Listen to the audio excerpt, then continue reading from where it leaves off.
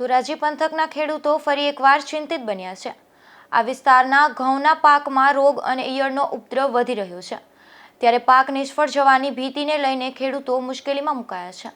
ધોરાજી પંથકના ખેડૂતો એક બાદ એક આકાશી આફતોનો સામનો કરી મુશ્કેલીમાં મુકાતા રહે છે, ત્યારે વધુ એક વખત ચિંતાના વાદળો ઘેરાયા છે। અહીં રવિ પાકમાં મોટા ભાગે ઘઉંનું વાવેતર થયું છે, પરંતુ કમોસમી વરસાદ પડી જતા પાકને માઠી અસર વર્તાઈ હતી। તો બચી ગયેલા પાકમાં ઈયળ અને રોગનો પેશારો થતા ઘઉંના ઊભા પાક સુકાઈ રહ્યા છે।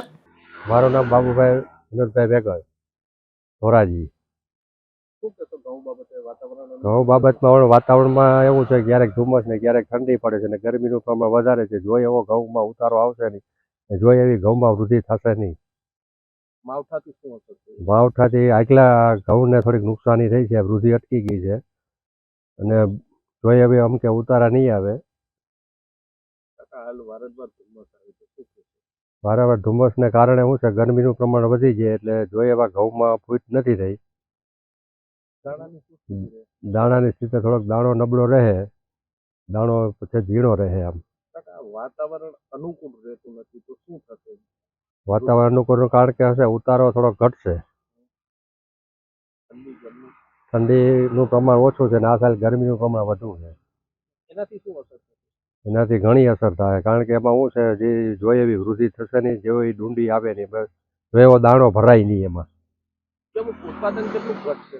ઉત્પાદન એટલે ઘટશે માનો ને ખાંડીનો અંદાજ છે, પણ ખાંડીમાં જોખમ છે। એમ 10 મણનો અંદાજ, 10 મણનો ઘટાડો આવશે ને કદી 50 મણ થાય અને અમે ખાંડી જેવો જ ઉતારો આવી છે। આમ તમારું નામ? હા, મારું નામ કાંતિભાઈ ભીખાભાઈ, ગામ ધોરાજી।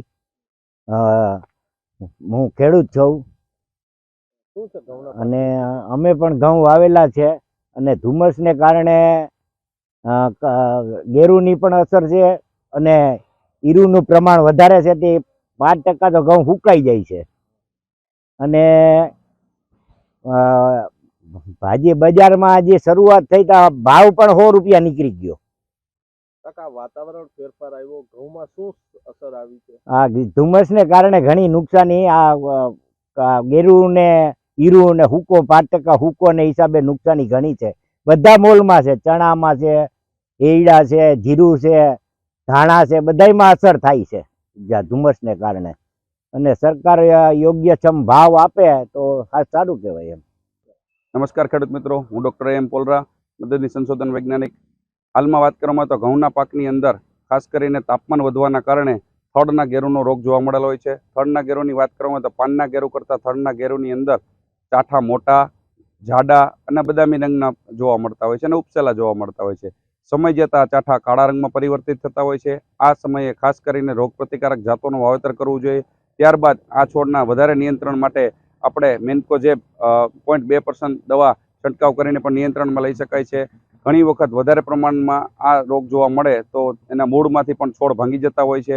ખાસ કરીને આ રોગના નિયંત્રણ માટે મેન્કોજેબ દવા ઉપરાંત રોગ પ્રતિકારક જાતો વાવવામાં આવે ને સમયસર ભલામણ મુજબ વાવણી કરવામાં આવે તો પણ આ રોગ પ્રતિકારક શક્તિ અથવા રોગ પ્રતિકારક જાતોનું વાવેતર કરી રોગ સામે નિયંત્રણ લઈ શકાય છે।